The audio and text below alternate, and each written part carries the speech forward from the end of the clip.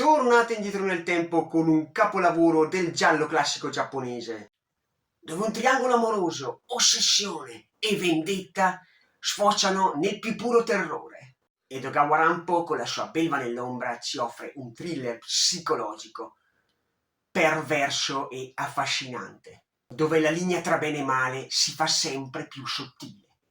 Siete pronti a scoprire la verità nascosta dietro a questo romanzo? La belva nell'ombra di Edogawa Rampo è considerato un classico del giallo. È un'opera fondamentale per comprendere la scrittura di quest'autore giapponese, spesso definito il Po orientale. È stato scritto nel 1928, un periodo molto particolare per il Giappone, il quale stava uscendo da anni di isolamento e si stava modernizzando rapidamente. L'industrializzazione, l'urbanizzazione e l'occidentalizzazione stavano trasformando rapidamente e radicalmente questo paese. La cultura occidentale, in particolare quella americana, esercitava una forte influenza sul sollevante. Questo si rifletteva nella moda, nella musica, nel cinema, ma anche nella letteratura. Proprio in quel periodo il genere giallo stava prendendo piede in Giappone, influenzato dagli autori occidentali come Edgar Allan Poe e Arthur Conan Doyle. Edogawa Rampo scelse lo pseudonimo proprio in omaggio a Poe. Nonostante l'apparente prosperità, il Giappone era attraversato da tensioni politiche e sociali.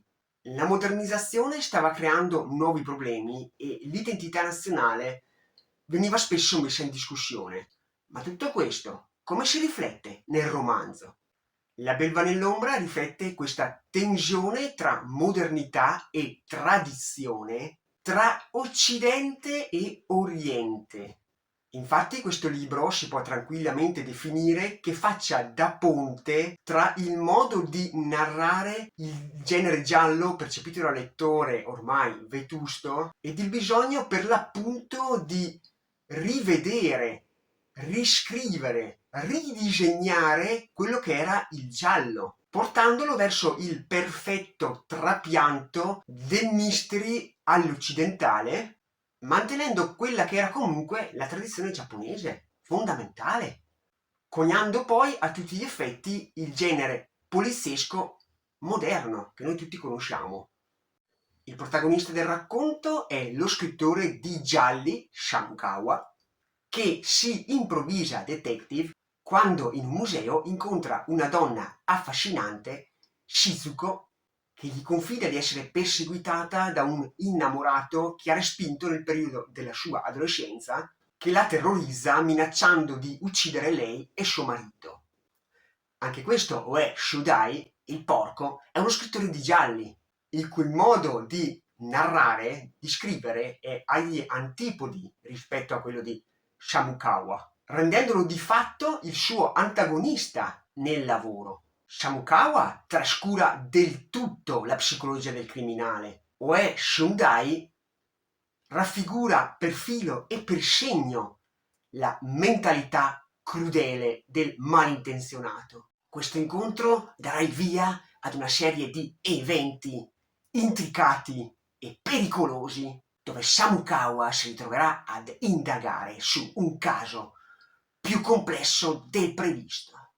Rispetto ai suoi lavori più anomali, La belva nell'ombra si rifà a un modello poliziesco più tradizionale, il cui intreccio emerge un po' alla volta come da una serie di scatole cinesi.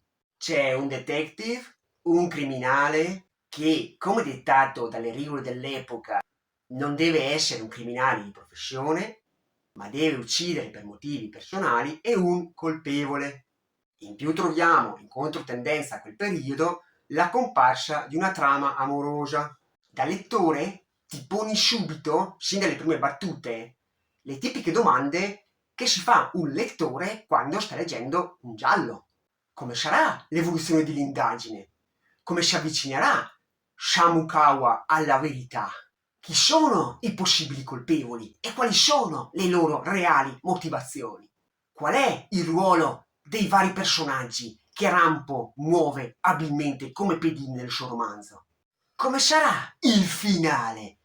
Quesiti che ti portano a divorare queste poco più di 100 pagine perché vuoi capire e Rampo è abile a depistare l'indagine, a destreggiarsi sia sul piano spaziale che su quello temporale. Racconto all'apparenza un po' lento, come è classico poi della narrativa giapponese, ma al contempo dal ritmo serrato dettato dai continui ragionamenti fatti dalle parti, ricco di tensione palpabile e devo dire abbastanza ansiogeno anche nelle ambientazioni, non così variegate, ma scelte ad hoc per immergerci a 360 gradi nell'atmosfera, nel racconto.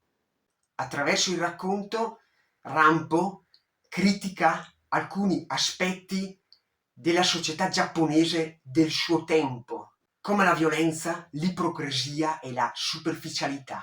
In conclusione, La belva nell'ombra non è solo un appassionante giallo, ma è anche un'opera che ci permette di dare uno sguardo al Giappone degli anni '20 con le sue contraddizioni e le sue inquietudini.